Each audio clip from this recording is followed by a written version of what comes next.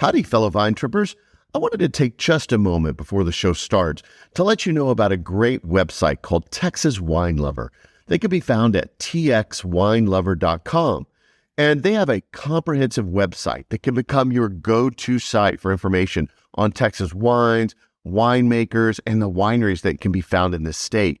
They even have a phone app that you can download, and that will help you plan your route to create your own wine trip. So make sure and check them out at txwinelover.com.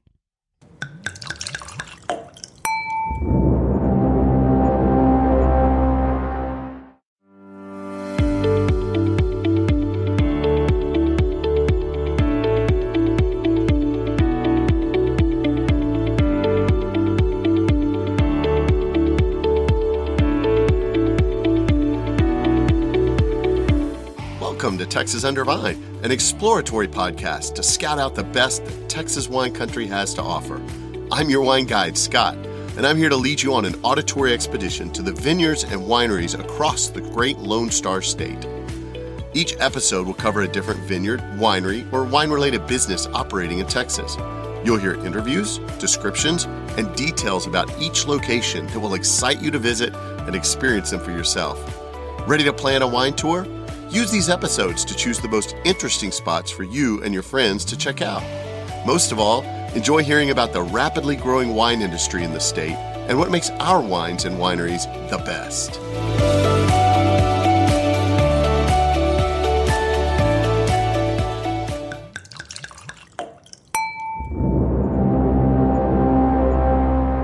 Howdy, fellow Vine Tripper.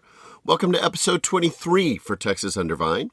Today, I am meandering down some beautiful country roads in Texas to the small town of Comfort. My destination for this episode is a winery in the hill country called Bending Branch Winery. It was actually started by a real star of the Texas wine industry, Dr. Bob Young, and I had the privilege of not only touring the property and talking to Dr. Bob, but I also got to taste some of their fantastic wines and even some of their new bourbons. So this particular winery was founded by Dr. Bob Young after he had spent a long career in medicine. They picked a place near Comfort in 2009 to start the vineyard, and it is truly a family operation. So Dr. Young's daughter, Allison, is currently running most of the operations while Dr. Bob actually works on the winemaking. They were the first to plant several varietals in Texas, things like Picpoul Blanc, Charbonneau, and Suzhou, among others. They pride themselves on their signature grape of Tannat. It is done very well in their vineyard, and they do a great job with what I call taming the tannins on this big, bold red wine. Never one to back down from a challenge or a risk. They've been constantly growing and adding on over the years, and they've even begun experimenting with planting some PD or Pierce's disease resistant vines, like Carmenere Noir is one of those. Staying true to his Kentucky roots, Dr. Young has also now begun producing a line of bourbon. And so with his daughter Allison as the master blender, they're also selling that in the tasting room. They actually have two different lines. Speaking of Kentucky, did I mention they do Kentucky Derby parties where they make mint juleps with Picpoul Blanc wine? Okay, now that is a must-experience event, if I do say. Now, they source their grapes not only from the estate there on the property, but from over 20 different vineyards all over Texas. And here's a cool thing, I think. They use really interesting technologies like cryomaceration and thermoflash fermentation. Dr. Bob will talk a little bit about some of that in the interview. But these are some advanced techniques that are also being used in many other major wine-producing regions of the world. So they are out there on the forefront of innovation at Bending Branch. They also have a tasting room in town for a California winery that they've actually purchased named Ursa. So you've got several different things you can taste, either Texas wine or California wine or bourbon. On my visit to this incredible location, I was blessed with the privilege of being able to speak with really, I consider one of the true titans of the Texas wine industry, Dr. Bob Young.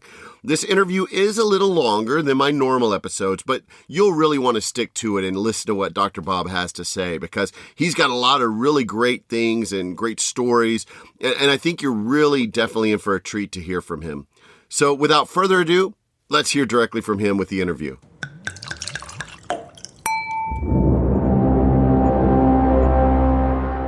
Well, I'm here with Dr. Bob Young at Bending Branch Winery. So first, I'm going to ask some personal stuff. Tell me a little bit about yourself. What got you into the wine industry?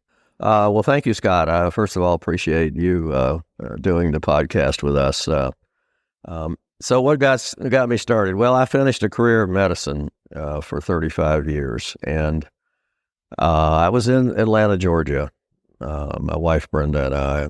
And my daughter, Allison, had moved to Texas several years earlier.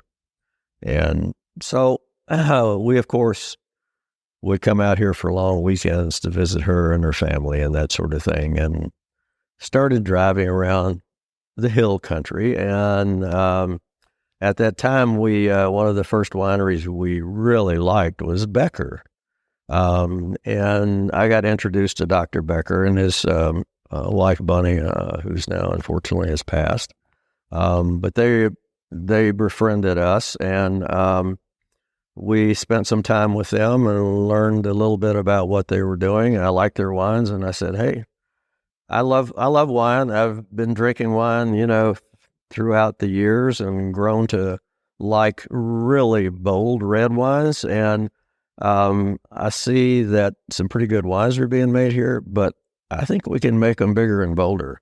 So I'm going to take this on." So we wanted to be close to our daughter. So when I finished my 35 years in medicine, we decided to move to Texas, and we spent a year or so looking for land out here. And we found this beautiful spot outside of Comfort. And we picked this not because it was on a wine trail, but because it was a good place to grow grapes.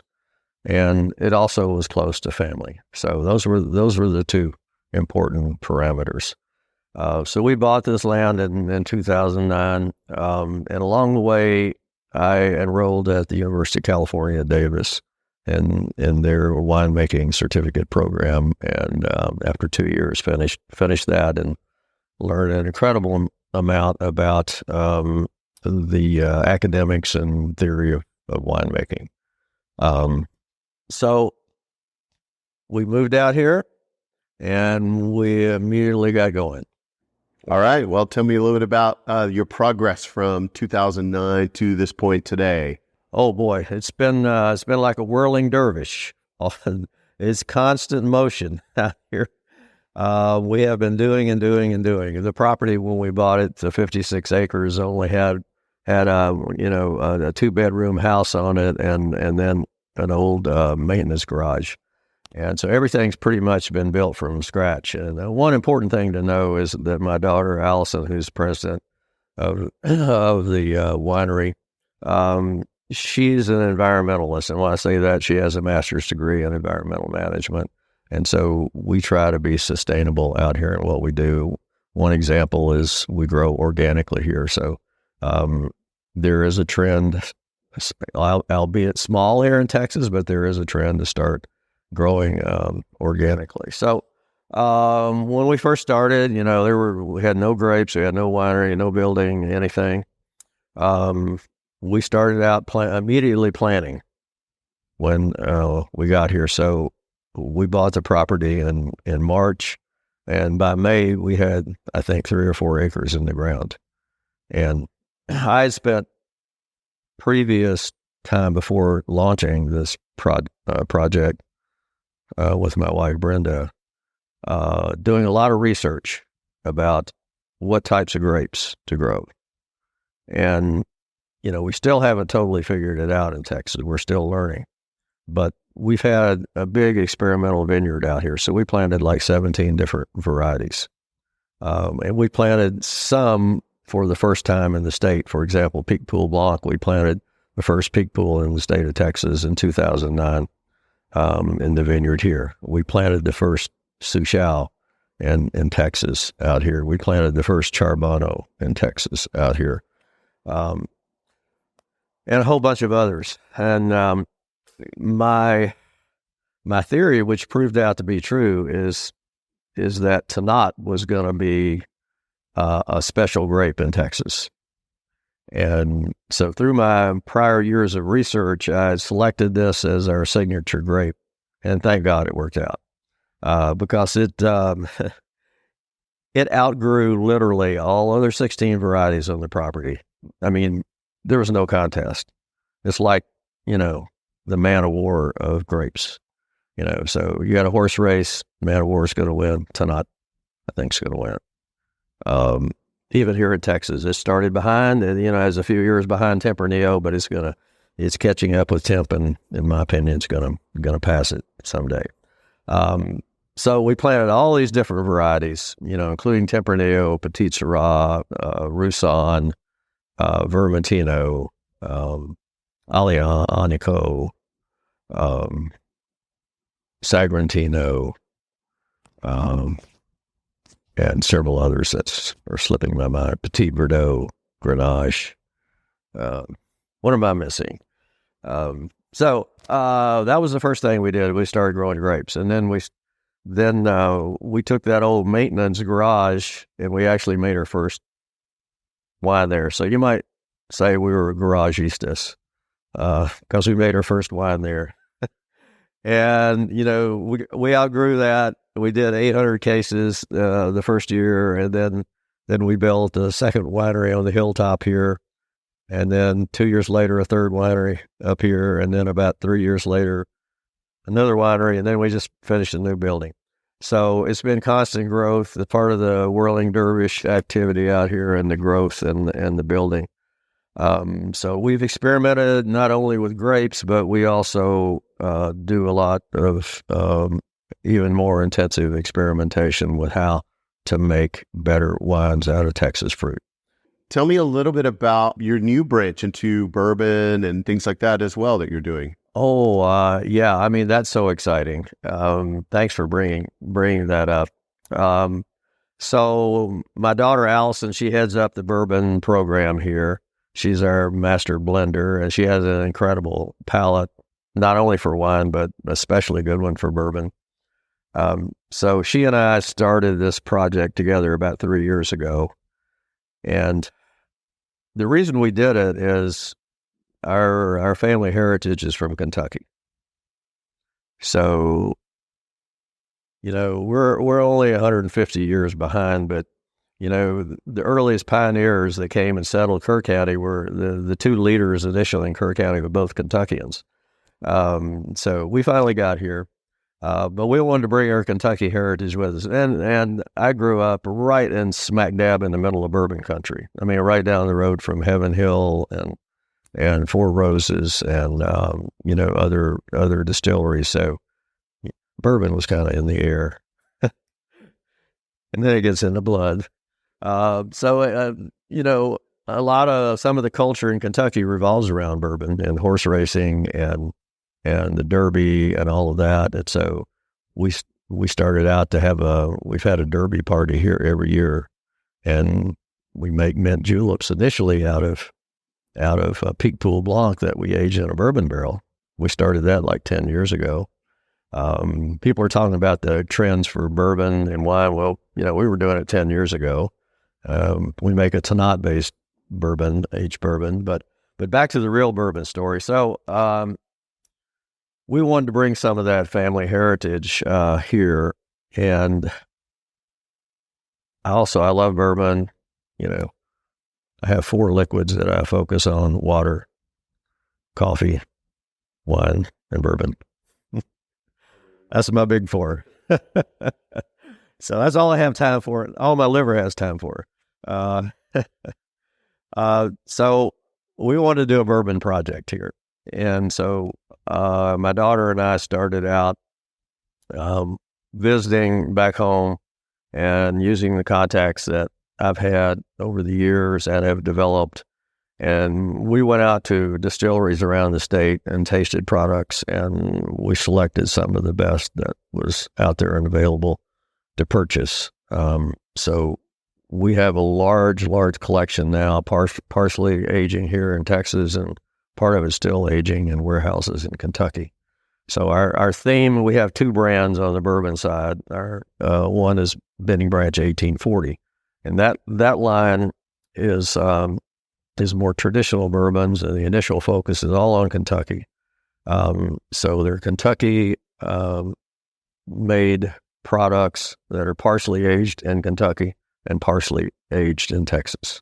So we age them right here on the property. So we call it born in Kentucky and matured in Texas. So we have 2 of those products out now. They're both incredibly good. And in one of them's a high rye bourbon, and the other one is a 4-grain, which is in this bottle here. Your listeners can't see this, but it's a beautiful label. This 4-grain means it was made out of a mash bill, which is what's called a recipe for making bourbon. It has 4 grains in it instead of 3, which is the usual. I invented this mash bill and had it made and produced, and it's amazing. In fact, I had some last night. And your other brand? The other brand is totally different. So we haven't talked yet about, all the innovation in winemaking techniques, but we'll have time for that in a bit.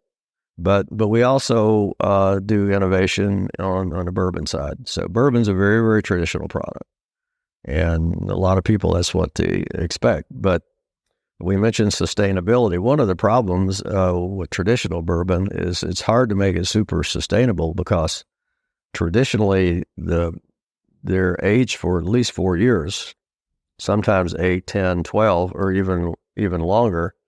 So that takes up a lot of time and resources, and ties up a lot of capital, right? So the other thing is, when you're aging these bourbons, you lose product every year. It's called the angel share. And the angels are thirsty. And you know what? In Texas, the angels are thirstier than they are in Kentucky. So they drink even more of it. So every year there's less and less in the barrel due to evaporation. So if you think about it, you make 53 gallons and you end up with 25. I mean, that's kind of a tough way to go, right? I mean, the price has to keep going up.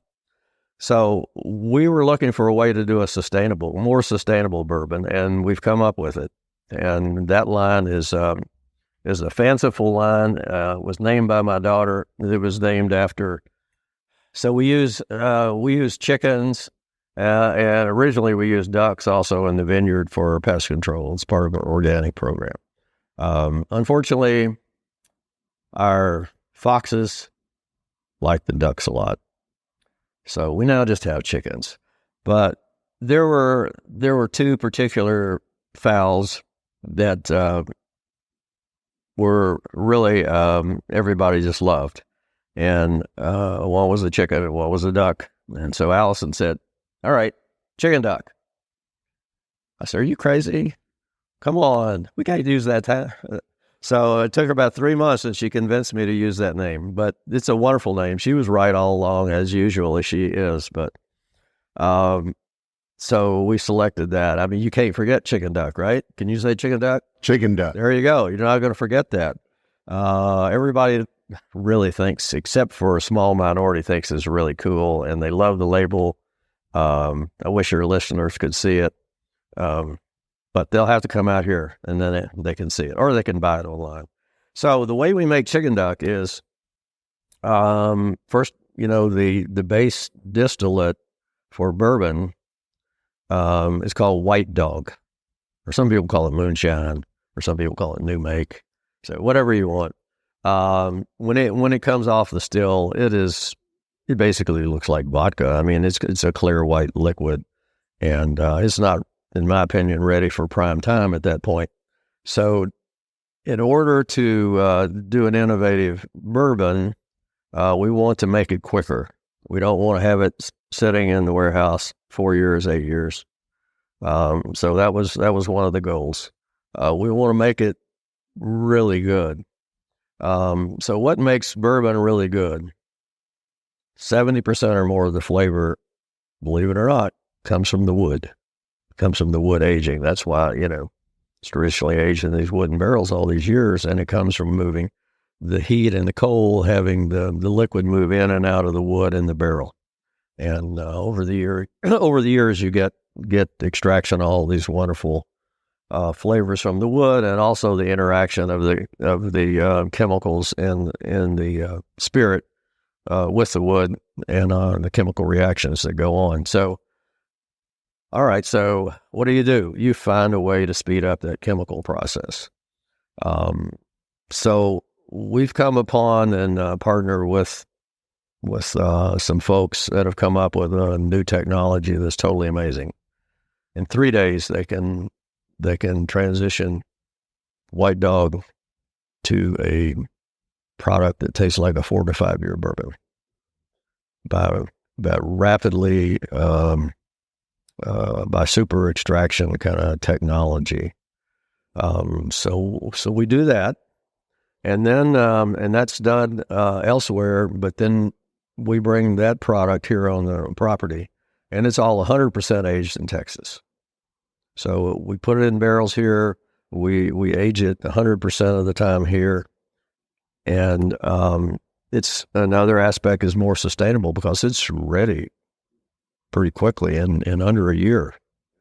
In under a year, we've had these chicken duck products blind tasted various places, but our general manager Jennifer and Allison went to Japan recently, and they tasted the Japanese restaurant owners and bar owners and and distributors and so forth came by to taste these products, and they asked everybody. They kept like a record. How old do you think this bourbon is? 5, 8, 10, 12 years? Nope. It was less than a year. Pulled the rug out from under it.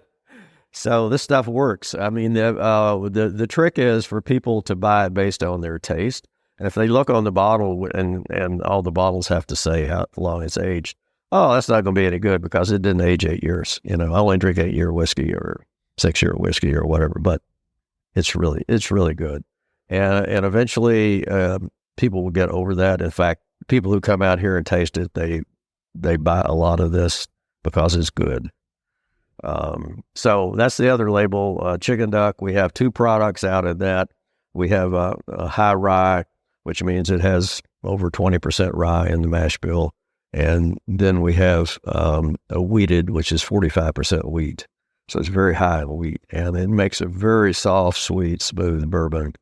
And that one is our biggest seller right now. People just love that one, that wheated Chicken Duck. Kind of flies out of here right now. So we have a lot of things coming down the line on the bourbon. This is just our first foray out of the box. We're just a few months into it. One of the trends in bourbon today is finishing bourbons in different types of barrels, be it a port barrel like Angel's Envy has done that started the whole craze a few years ago, to Cabernet barrels. So we have a winery. We got lots of barrels. We can do all kinds of finishing here and various things. So we're just really set up to have a lot of fun and create some really, really good products. Interesting. I've heard of wine aged in bourbon barrels. I haven't thought of bourbon aged in wine barrels. Yeah, this is the flips. It's a huge trend in the bourbon world right now. If you go out there and look on the shelves, you'll find a lot of things aged in cognac barrels or Armagnac barrels or port barrels or rum barrels. You name it. Even apple cider barrels or honey barrels. You name it, people are doing it, and it adds another layer of complexity to the flavor profile. So it's all cool stuff. Well, tell me back to wine. Well, not necessarily back to wine yet. We'll get there.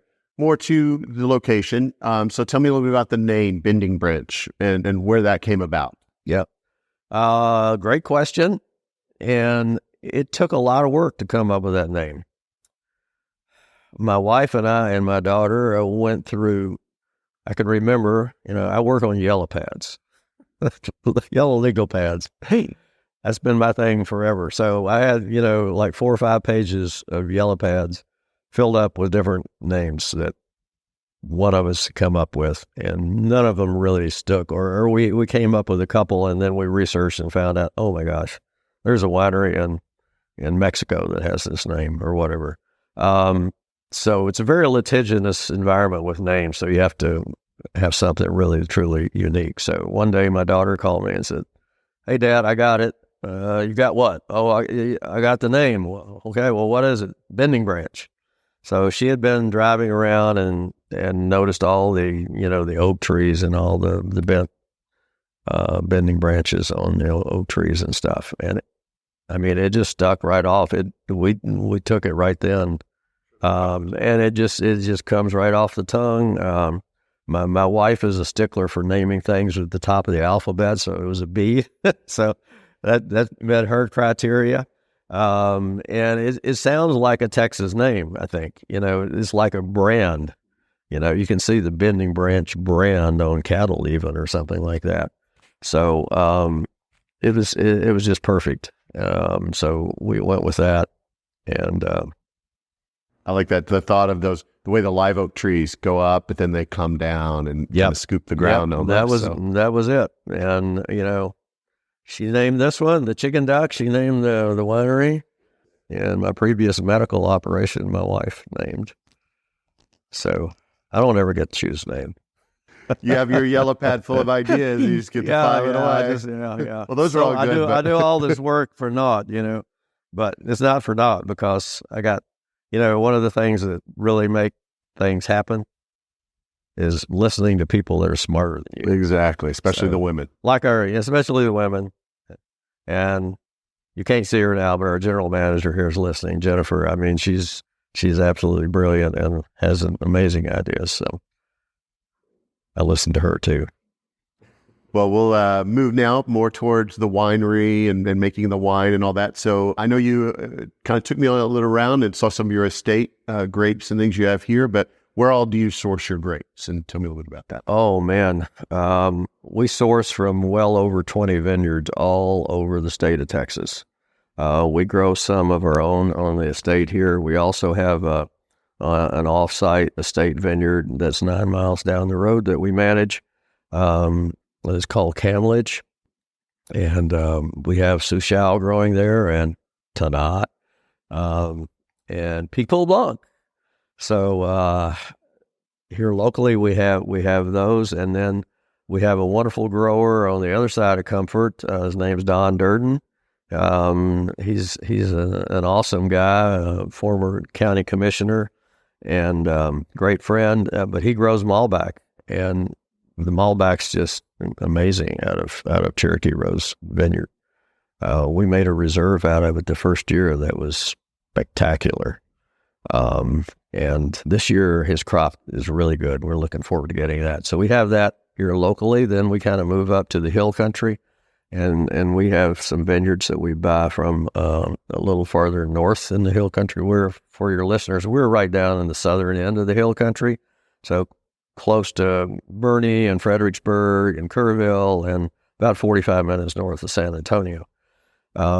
So pretty much everything's on farther north. So we have kind of in the midsection of Texas, we have like 3 or 4 different vineyards that we buy from, and then up in the high plains is where the majority of the wine or the grapes that we grow.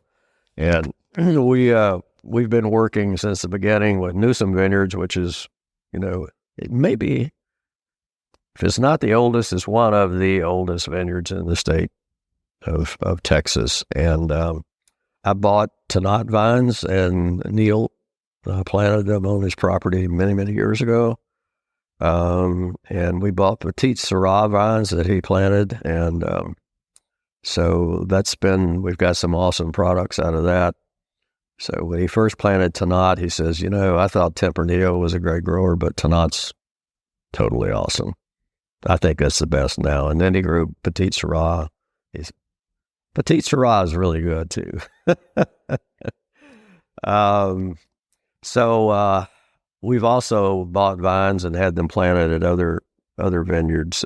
So we have mostly Tannat. So I wanted, because Tannat's our signature grape, to have access to different sources of Tannat. And most everybody in Texas knows this, but it's important to diversify in this climate, because things happen in Texas, right, with weather. So that was one of the reasons we had planted, and that's why we buy. One of the reasons we buy from various places around the state. East Texas is about the only area, I guess, we don't get any grapes from, or far west Texas yet. Since you buy Tannat from different places, but you also grow here, do you see a big difference in the terroir from the different places? What you get, or is it pretty much the same, or what does that look like? It's different, and I believe you use the word terroir. I think 80% of terroir is climate, and it's the major factor. So it's really, we're down here where we are located is the hottest area. And the Tannat here is different than what Neil's going to grow up there, or what's going to be grown up in Mason County. We see the distinct differences. It can hang longer up there than here. It can, yes. Yeah, so if you look from a timing perspective, with our harvest, we start harvesting down here first. We'll probably start in the middle of July this year, and probably for about 6 weeks, 8 weeks. Most of the stuff will be from around here. Then we kind of move up, northern, central hill country, and then it'll end up in the high plains. So yeah, there is a concept in wine and categorizing vineyards, and it's called degree days. So it's degree days of heat during harvest, and by far away, this is a really hot zone down here. And then as you move up, you get a little bit cooler. But in general, all areas of Texas are in the kind of the hottest zone. With one of the things that I found by studying the temperature maps of different regions here is that Neil Newsom, the quality of the wine coming out of his vineyard is amazing. And I think one of the factors is when you look at the degree days of heat, where he is in plains compared to the rest of the hill of the Texas High Plains, he's a little bit cooler, and that makes a big difference. So those cooler nights, that diurnal variation in temperature, the difference between the highs and the lows of the day, the bigger that gap is within certain parameters, the better the grapes are going to mature.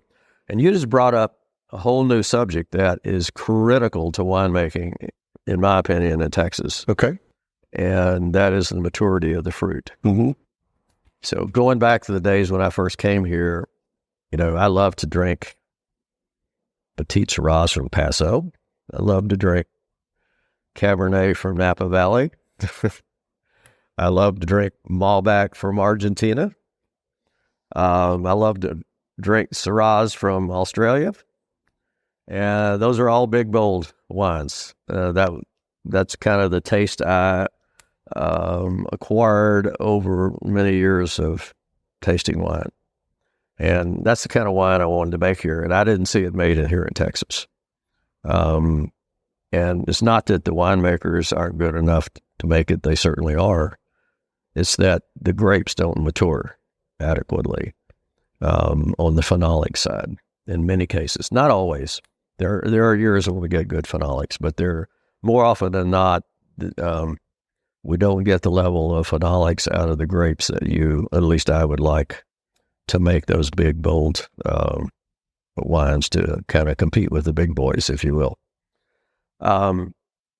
So in my studies, what I found out is, there's a simple fact that sugar matures faster than phenolics. And when I talk about phenolics, for your listeners who may not understand that part, we're talking about the color in wine, and we're talking about what makes the structure and the body of wine, which are tannins. The color and the tannins are called phenolics. They're antioxidants, and there's a whole nother line of things we could go into probably on today about some of the chemicals in the phenolics that are amazing. But in order to have a big, bold wine, you got to have good color, and you got to have good tannins, because tannins and acidity is what enables wine to age. If you don't have enough tannins and enough acid, it won't age a long time. So one of our goals was to make wines that can age as well. So the bricks mature quickly, but the phenolics lag behind. Now, if you're in a region like Napa Valley, where you have a different environment as far as heat goes, then you have that diurnal variation and you don't have those extreme heat. And you can pick the grapes when their bricks mature and when they're phenolically mature. Here, we don't frequently have an option. We have to pick when they hit the bricks level. And the phenolic curve lags behind, so those phenolics are not fully matured. So you end up with wines that maybe don't have as much color, as much structure and body to them. They can make great wines, but it's a different style of wine. So I wanted to solve that problem, so I used my chemistry background from Madison, and also I had a chemistry degree from college, and also learned wine chemistry at UC Davis, and tried to come up with ways to extract more of those phenolics out of the grapes, so we can make these big, bold, tasty wines. So I came up with two things. The first one was, and we talked about a little bit about that earlier. When I was doing my studies, I came across an article that was about 20 years old. It was written in French and published in a French enology journal. But they experimented by freezing fruit. They took Cabernet Sauvignon, Cabernet Franc, and Merlot, and they put the grapes in tanks and layered with dry ice, and they froze the fruit essentially in tanks, and then they did comparison results after they froze it, and then they fermented it and compared to non-freezing, the traditional way you make wine. And the research showed that they had an increase of extraction of color and tannins by 50%. 50% increase. I mean, that's a pretty radical increase. So what happened? So what it demonstrates is those materials are in the grape, but they're hard to get out. Now, part of them are easy to get out in alcoholic fermentation, but the ones that are more difficult are the ones that have tighter bonds, if you will, in the structure of the cell, and you don't get those out unless you do some different things. So light bulb went on in my mind. I said, well, why is nobody doing this? So we started doing commercial experimentation day one out here. We would do side-by-side fermentations where we would freeze a batch of a ton or so, and then we'd freeze another, and we'd do another ton or so a traditional way, and we found similar. Over 5 years of research, we found pretty similar results. I sent the wines out for testing to California laboratory, and so we kept all that data. But not even more important than showing that chemically it worked. It worked from the perspective of making a really good wine. Now, let me give you a couple of examples. The first Cabernet that we made with this process got a double gold at San Francisco International Wine Competition. This was a 2010 Texas Cabernet. This was the first Texas Cab ever to get a double gold, the first. And it was made with cryomaceration, this freezing process. One of the second wines, that we made with this was our signature grape, Tannat. And that was, I got the award from the Houston International Rodeo Stock Show International Wine Competition as the top Texas wine. That was made with cryomaceration. Bingo. It works. I mean, the consumers like it. It makes a really good wine. And so it was kind of proof of concept, if you will. So over the years, we have freezers on the property, and We don't do all of our wines this way. We do some of them this way. We've kind of figured out somewhat, which varieties it's more important to do on, which ones it works better on, and so forth. So we have 2 freezers, and we do some cryo maceration every year. We do a fair amount of it, actually. And then we have another process, and we're the only winery in Texas that has access to that. We have a flash détente machine. This is a fancy word. Détente means like a rapid explosion. So this is using natural processes of heat and cold and pressure. And when you use this process, it involves no chemicals in this process. You extract 100% more color and tannins and phenolics in the wine. So if you make it traditionally versus using the flash, you can get 100% more extraction. So we use that as a tool also, and we've made several award-winning wines with that process. So we use that, and we use the cryo, and then we use a traditional process that we make all the reds by hand, and in half-ton open-top bins that are hand-punched down the old-fashioned way they used to do it in France for years and years. So by doing it by hand, you get a little more extraction there too. So one of the keys, I think, personally in winemaking, making red wines in Texas, is extraction, because we don't get that phenolic maturity because of our climate, because of the heat. So that's what we do. And then we have all these tools. We can blend all 3 processes together, a little bit of this, a little bit of that, and get the best wine possible. Yeah, I think I'm remembering, we talked about flash détente earlier. I heard in a podcast somewhere, something I was listening to about flash détente. I think I remember them saying something about how when they do that, the skins of the grapes almost come out clear. It's extracting so much of the color from it. You're exactly right. We call them ghost. Yeah, they're ghost skins. So yeah, exactly. And for your listeners out there, this is a process that's used all over the world in the wine industry. It started out in France and in Spain, and it's used in Italy.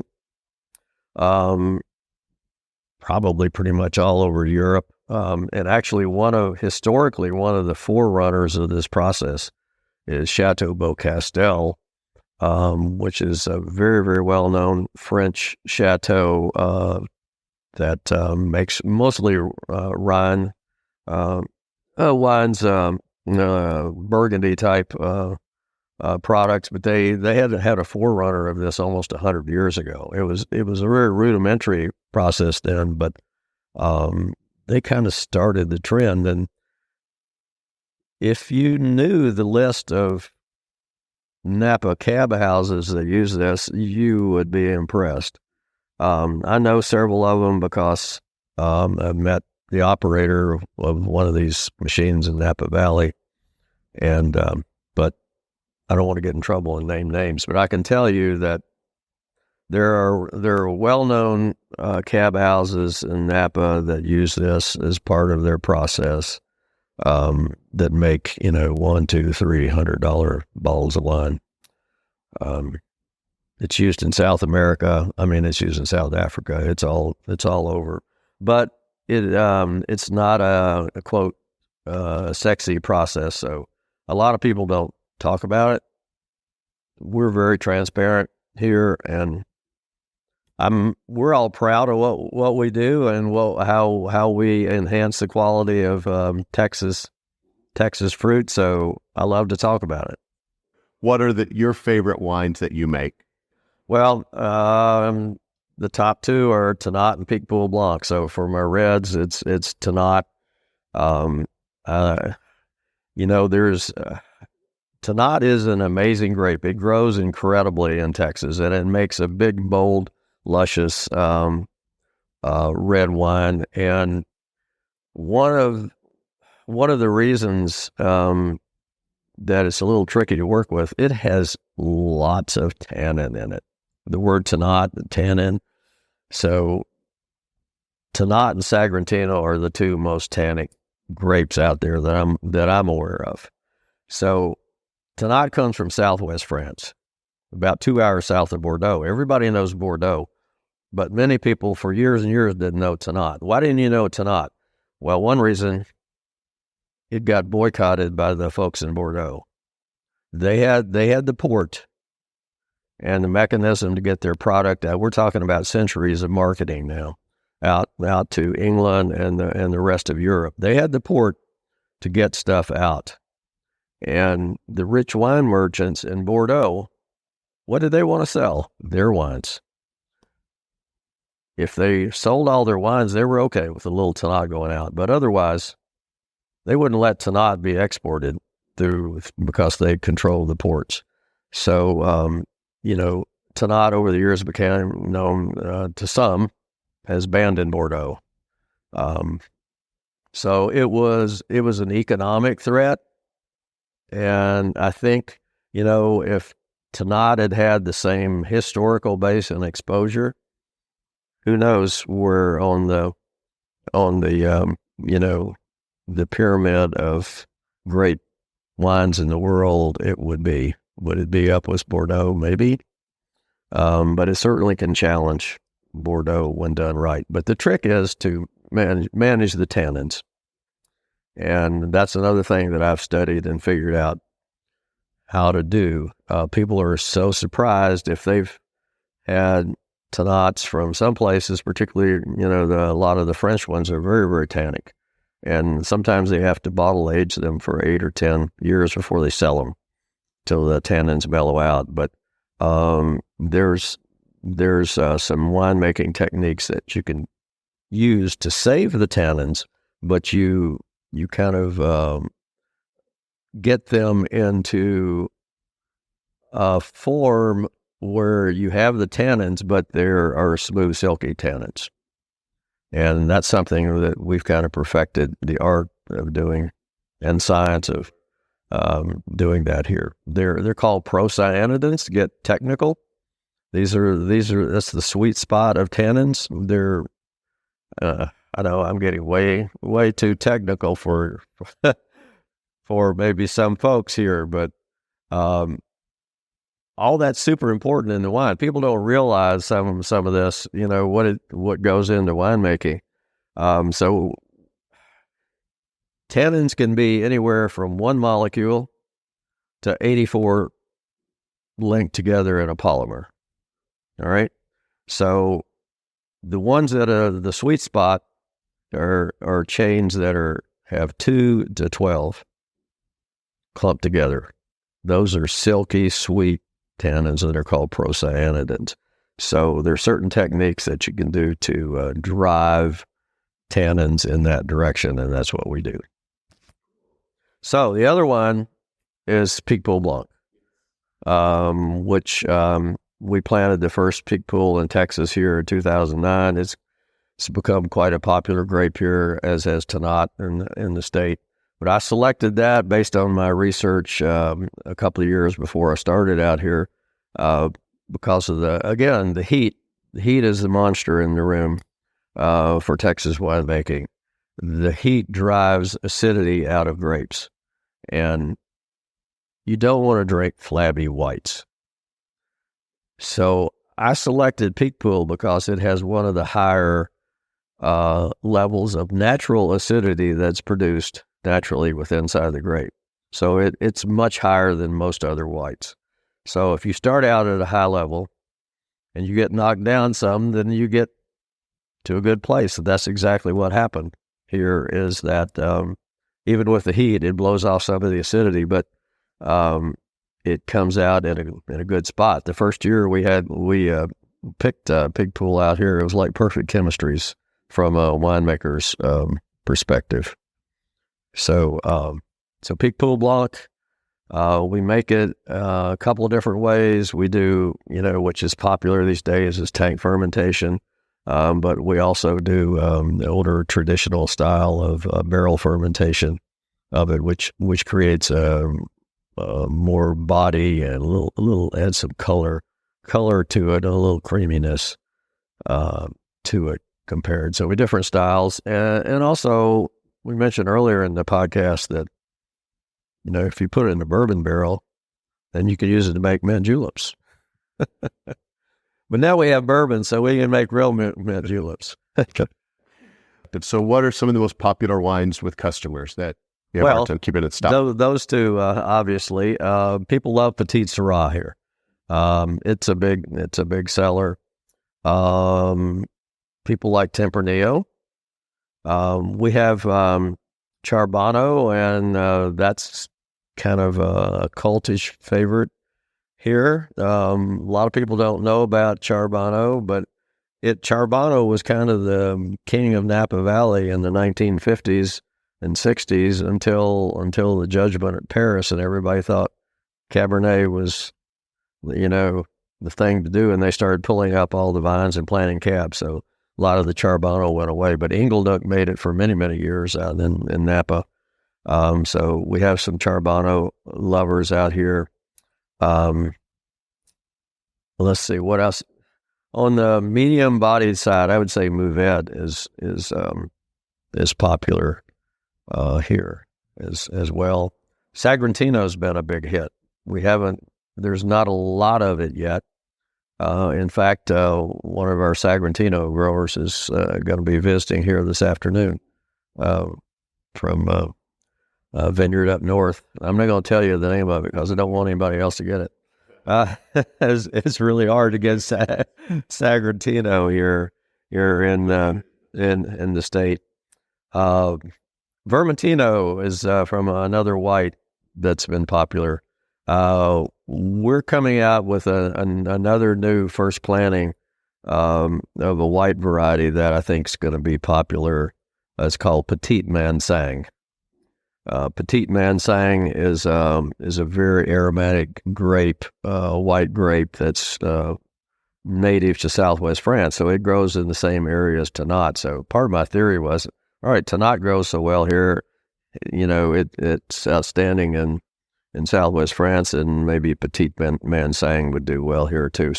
So we made our first Petite Mansang, I guess, 2 years ago. We initially came out with a dessert wine. This year, we're bottling a still dry wine, and we're looking to have a big crop of it this year. So, super excited about that new white that's coming out. So, what types of things do you have going on at the tasting room? Do you do events here? What can people expect when they come to the tasting room? We do lots of events out here. We do more and more. We recently hired a full-time events manager, and we do bourbon events. We do wine events. When you come out here, you can do a wine tasting, you can do a bourbon tasting, you can do both. We do daily tours if you want to. We gave you kind of a short tour, so we can go through all our winemaking processes and show off our staff and our equipment and that sort of thing. We do, gosh, probably 10 events a month or something close to that. Maybe not that much. We do a lot. So, in this room up here, on Fridays, we're starting to do that. We're up in the wine club lounge, so we have a special area that's just for wine club members here, and we're starting to do Friday afternoon select tastings here. We do events like we have an upcoming event, a Tempranillo Vertical. So this is a tasting where we will taste Tempranillos that we made here since 2010 forward. And they're all from Newsom Vineyard. and Neil and Janice Newsom will be here. And so people will get to experience the ageability of the products of that wine we make here. And also, the different styles from the different years and the different ways that we process the wine. So that type of verticals are a really popular thing here. We do Petit Syrah verticals, which is another huge popular event out here, Tannat verticals. Our biggest event of the year is our Kentucky Derby party. And I mean, it's the real deal. We have a 20 by 10 foot screen, high def screen where we watch the races all day. We have band, we have, full meal, we have hat contest, we have mint juleps. People come out dressed like they would going to the Derby. And so it's just a really fun affair. We have, every quarter we have wine pickup parties out here. Every Sunday afternoon we have live music out.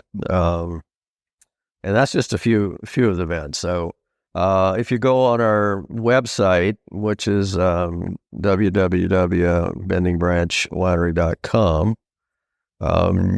there's a click onto the events section there.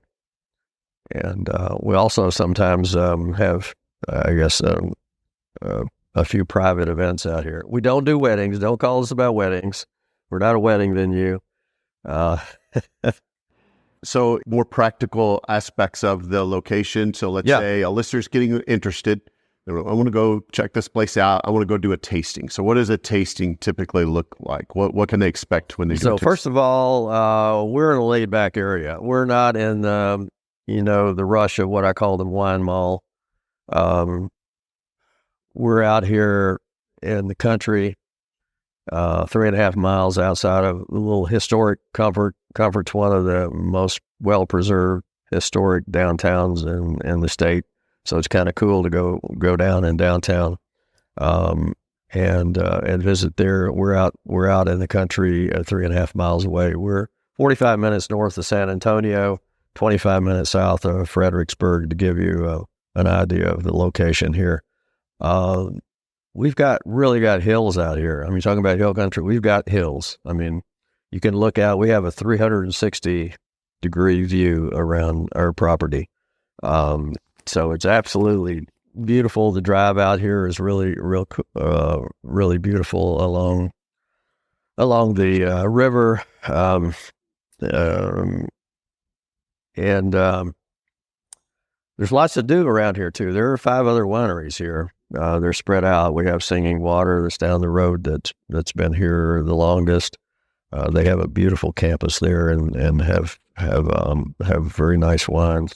We have Newsom Vineyards in town, which has spectacular wines that are all from the family vineyard. So Nolan Newsom, is the proprietor there, and he's the son of Neil and Janice Newsom. So we have Hill Country Wine Works that's also in town and has some great products. And we also have a second tasting room, one in town. It's called Ursa Vineyards. And so, Scott, we're maybe the only, I'm not 100% sure, Texas winery that invaded California. Everybody's talking about California invading us. Well, we invaded California. We bought a California winery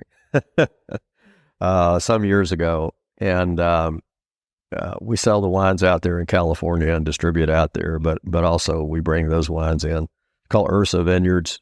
It's a small boutique winery, and from the Sierra foothills, about halfway between Sacramento and Lake Tahoe. Absolutely gorgeous country, and talking about terroir, the climate there is just beautiful to make luscious red. So we have great Petit Syrahs and Cabs and Zinfandel and Souchal and Charbonneau and Merlot and Tannat, of course. We always have Tannat. To not forget to nod. Come on, Bob. That's an in-town tasting room. It's in a really old building. It's really cool. It's outfitted with some paraphernalia from the first pharmacy in Comfort. But out here, we change the menu like monthly of the wines we have, because we make 20 to 30 different wines. So when you come out, you get to taste through a panel of five wines, usually a white, maybe, and probably a rosé and 3 reds. But it'll vary from time to time, and you'll always get a Tannat. What are the fees involved on the tastings? The tasting fee is $30, and we have an incredibly well-educated staff, and they will be as interactive, and I know you're in education, and as much involved in educating as the consumer wants. If they don't want anything, that's fine. If they want to get into the weeds, like I do, our folks know how to get down in the weeds too. They all learn about, of course, what we do. And one of the cool things here is that everybody participates here. For example, I talked about the physical process of making wine and all the hand punch downs. It takes a lot of labor. Everybody gets involved. Jennifer does it. My daughter does it. I do it. The tasting room associates do it. Everybody gets their chance to make wine out here. So it's really a group effort. So we have a small tasting room that obviously indoor space is cool. We have some amazing outdoor spaces. We have a front porch out on the tasting room. We have a deck that's underneath a 250-year-old oak tree. And that's, about 10 degrees cooler than the rest of the ambient area. And then we have a new covered pavilion. At the end of the covered pavilion, we have a bourbon wagon. So you can get, on Saturdays and Sundays, you can even get cocktails out here. Nice. Yeah. You can get a quack hat.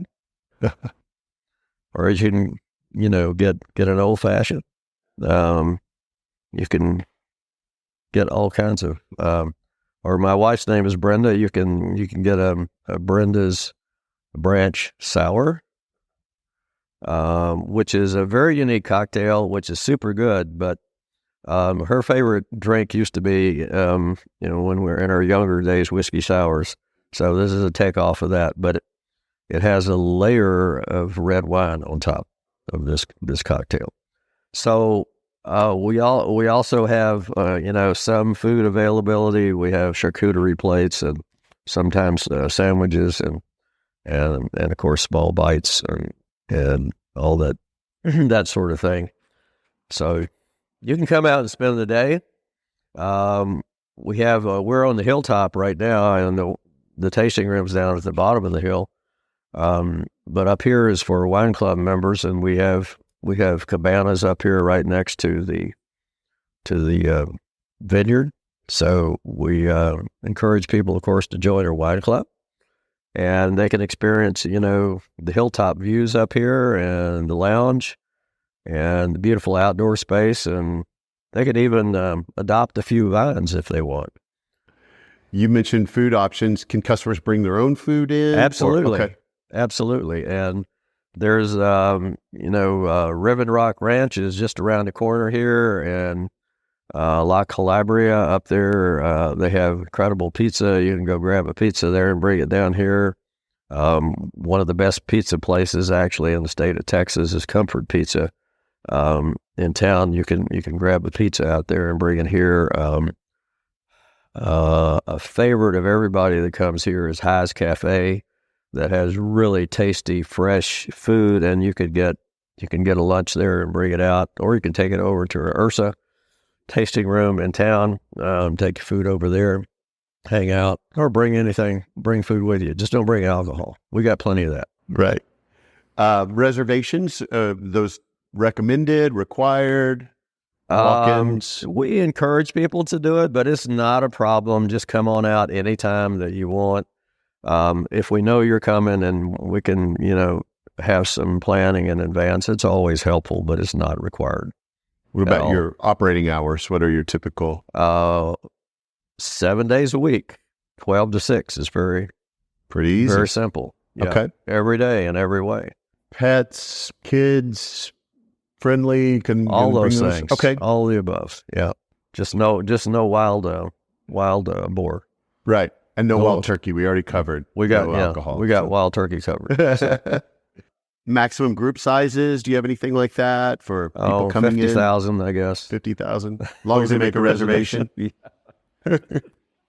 Yeah, we're getting ready for the eclipse, Oh, yeah, next year. That's what I've heard. Busy, slow seasons. What are the best days to come? Well, in the hot days, the dog days of summer, it slows down. So, obviously that's a great time. It won't be super crowded. But we always have, we have so much outdoor space that's, seated spaces and different venues that we can pretty much handle. I don't see us not anytime soon running out of space for people, particularly in beautiful outdoor settings. You mentioned earlier your wine club. Tell me a little bit about the details on your wine club. What does it offer? What are the benefits, and how can people join that? Yeah. Well, they can join that many ways. They can call in and join. They can join online. Or preferably they come out here and taste our wines and they join that way. Or they also can sign up down at the Pearl Farmers Market down in San Antonio. Every Saturday and Sunday we're down there serving our wines, and it was interesting. Last weekend I met a couple that came in and they said they were wine club members, but it was the first time they'd ever been out here. I said, well, how did you find out? At the Pearl. We signed up at the Pearl. We loved your wines. They live in San Antonio. But most people come out here and taste the wines, like the wines, and sign up. So we have two different levels of wines club. We have the Branch Club, which is one is kind of our branch label, which has wines in it that are priced more like from $18 to $32, something roughly in that range.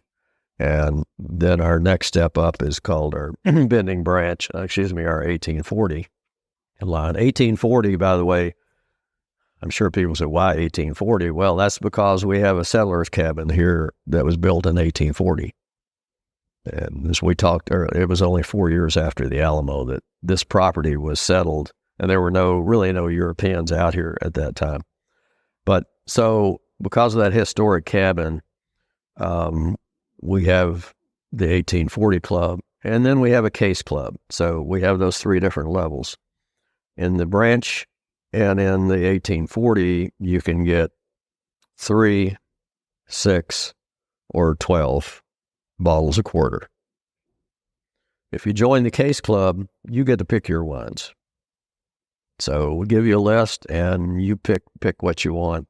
The other clubs are winemaker selection, and we put those together. Then with each club, you can be red only. That would be me. Or you can be mixed, where you get whites, rosés, and reds. So I mentioned the case club, and that's kind of much more exclusive club. And so we have special events planned around that. The next one's going to be at my house, my wife and I's house. We have a beautiful courtyard out back, and so we'll have a special kind of event out in the courtyard, which we've done before. It's always very, very popular and exclusive. And the members of the club, the advantages they get is they get first access to releases that come out.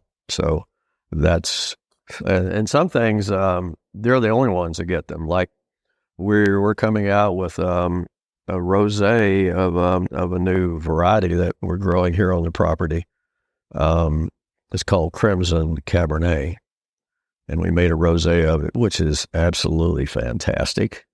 And it's going to be gone. I mean, the general public won't see it. If you're a wine club member, you may see some of it. If you adopted vines in the vineyard, you will definitely get some. You'll get first access. So the vineyard adoptees, adoptors, first cut on that particular wine, and then the wine club after that, and then the general public. So we do some, smaller batches of special things. So that's another advantage of being in the wine club. There are different levels of discounts involved with the wine club, so that's obviously a benefit to join. And the other thing is we have probably the most fun event we have on the property. It's something we started very early on. It's called a blending party. If you're a member of the 1840 Club, you automatically are invited to this event. So this is a sit-down event in the cellar. Sometimes it actually goes over 2 days, and we bring out, we have tables of 8 people, and these are teams that make a wine. And we bring out 4 different wines every year. We bring it out of the barrel. These are things that haven't been bottled yet. So we'll have 4 different varieties, and people spend a couple of hours putting together their own blend. And it's a competition. After people, you put all their heads together or bring ringers with them to help them make their wine, get people who pass their WSET like you to be on their team, whatever. So the wines then are taken back to our conference room. They're all numbered. We don't know who they are, who made them, or what they are. And Jennifer and I, have the pleasure of getting to taste not tons, but, I don't know how many we go through, about 80 different wines last time, something like that. A lot of different. So we have to pick the winners. And it is a tough job. One, because they only get really good wine to work with to start with. And, people try to figure out what to do. We know Dr. Bob, he likes Tannat, so I'm going to put mostly Tannat in here. And often that's a pretty good strategy, but not always. Play to your audience. Yeah. So, people really get into this. Is a big deal. People come back year after year. Well, I came in 3rd last year, I still haven't got number 1. So that's a benefit of being members of the 1840 Club, is you get access to that. Lots of people want to come in. Every year, people want to come. No, you can't come. You join the 1840 Club. You can come. That's your ticket. So it's grown in popularity. And before COVID hit, we were doing 2 sessions of it. It got so big we'd fill up the whole winery twice, and back-to-back days with people doing this. What's the grand prize? The grand prize is the winners from the 2 days get a gourmet dinner put on by, either a local or San Antonio. We frequently get a chef from San Antonio to put on this gourmet dinner in the cellar, and we bring their wine as part of the meal. We have some of our other wines too, but it's just an awesome occasion. Wonderful. We have wonderful food and a great time. And so that's a pretty nice prize. That is cool. I like that. Okay. So how can people, let's say somebody wants to come to, they're hooked right now that we want to go taste this wine, but for whatever reason, they can't get here or to one of your other locations. Do you do any kind of distribution or places where they could maybe taste your wines before coming, or do you sell it on your website? Or how can they taste your wine if they can't get here is what I'm asking. Yeah. Well, first of all, they can order it online. And right now it's starting to get a little hot. I guess they're still shipping with cool packs in it, but most of the year, shipping is a good alternative. We can ship anywhere in Texas, and also we ship to over 40 states in the country. So we have people in other states that love our wine. Some people that were wine club members, they move away and they still are members of the club, and we ship out. So that's one way. HEB has carried some of our wines for several years, and I think we're at almost 200 stores around the state of Texas. And so I know that our Cabernet is out there, our Tempranillo is out there, our Texas Tannat is out there. We have a couple of our blends are out there. We have a Thinker's blend, and then we also have what's called a Branch Red blend. All of those are out there. I was the HEB in Fredericksburg the other day. They had all those in stock, and occasionally, I'm not sure if anymore, but I mentioned our Lush Petit Syrah. We had our Lush Petit Syrah out for a while, but they tend to not carry the higher price wines in the HEB. It's just typical for that kind of a setting. So you can get some of our wines there, but you can't get all of our wines there. Yeah. And then, do you have any plans for future growth? We're growing like crazy. We just finished a year ago adding on another 12,000 square foot of storage and production space. So right now, we're just focusing on growing here, and also out at the Pearl. I mean, lots of people come to the Pearl, and we welcome people to come to the Pearl. It's simple for people in San Antonio. They don't have to drive to Fredericksburg or drive to Comfort. They can pick up their wines there. We're going to continue to make more wine, and I'm sure you'll probably see different products coming out down the line, not only in the wine world, but also in the bourbon world. So one of the cool things about coming out here now is sometimes you'll have a couple, and one person likes bourbon, the other one likes wine. Well, now I have a place to, both people. So this kind of had a light bulb that came on a few years ago. We had two couples that were here from Michigan, and the wives wanted to join the wine club. And the guy said, well, we don't really drink wine. I said, well, what do you drink? They said, well, we drink bourbon.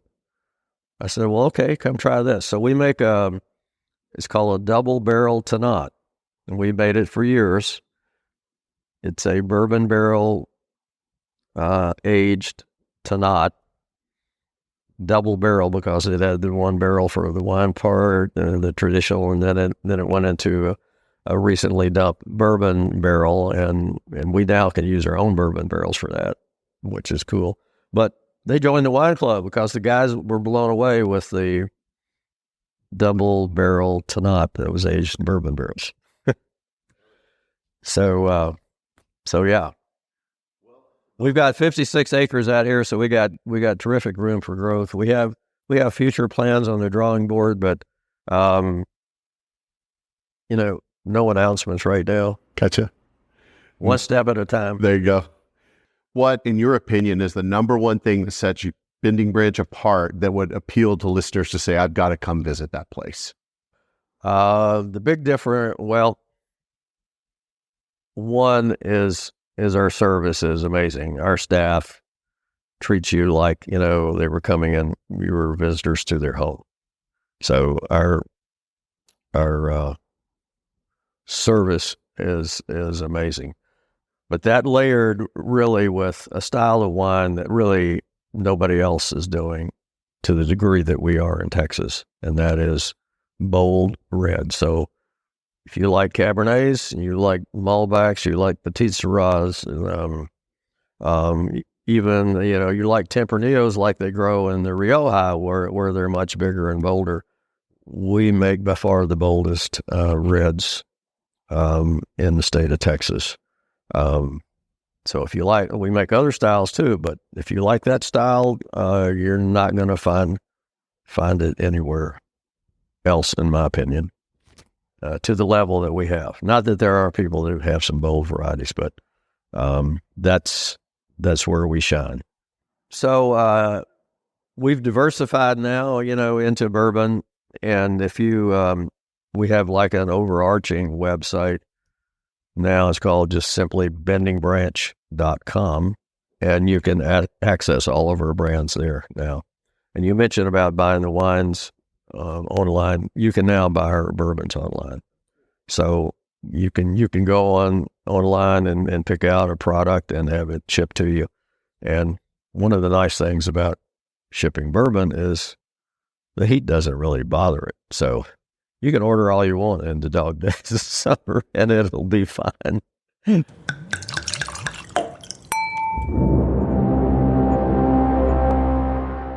All right, so if you stuck around this long, whether you're looking for bold red wines or great bourbon, Bending Branch has you taken care of, as you heard from Dr. Young. Even if you are a fan of whites and rosés, they certainly don't skimp in that area and have a great selection for most any palate. The facility is great to visit, and you get to see the estate vines all around as you enjoy your wine. The advanced technology they're using in combination with Dr. Young's chemistry understandings and his incredible winemaking skills really help make this a can't-miss destination that is making world-class wines. Now, as always, when you decide to make a visit, first check out their website. It's www.bendingbranch.com. That's their launching point. There you're going to find all the info about all 4 of their brands. So if you're interested in the wine, you can go to the Bending Branch part. Ursa, their California winery, you can get more information about that and their tasting room in downtown Comfort. Or their 2 bourbon lines. They have their 1840 line and Chicken Duck. Now, don't forget, when you go see them, make sure to tell them you heard about them on this podcast, Texas Under Vine. So for this episode, being a big fan of the big red varietals like Dr. Young, I was impressed with their 2019 Double Barrel Tannat. That is aged in bourbon barrels. So that's what I had to bring home for my wine library for this episode. But alas, now it's time to move on to other fun wine destinations so I can bring you even more great content. So if you're enjoying the content I've been able to provide to you, one of the best things you can do to help and support me doesn't even cost a dime. If you would just go to whatever service you use to get this podcast, leave me a rating and maybe even a review. It really does help to get the show seen by more Texas wine fans that could really use this information but don't even know that it even exists. And I do truly value your feedback. Well, my time is up, so don't forget to subscribe to the podcast, follow my socials to be notified whenever the next episode is posted. And until next time, happy trails and bottoms up, y'all.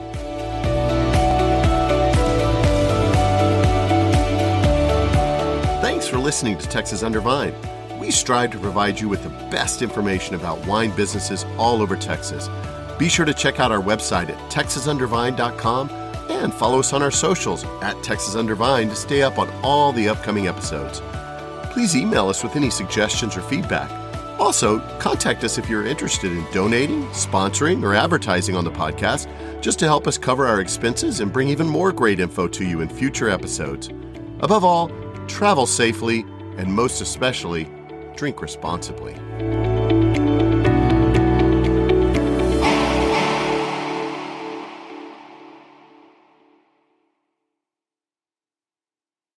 Don't forget to also check out the Texas Wine Lover website and their phone app.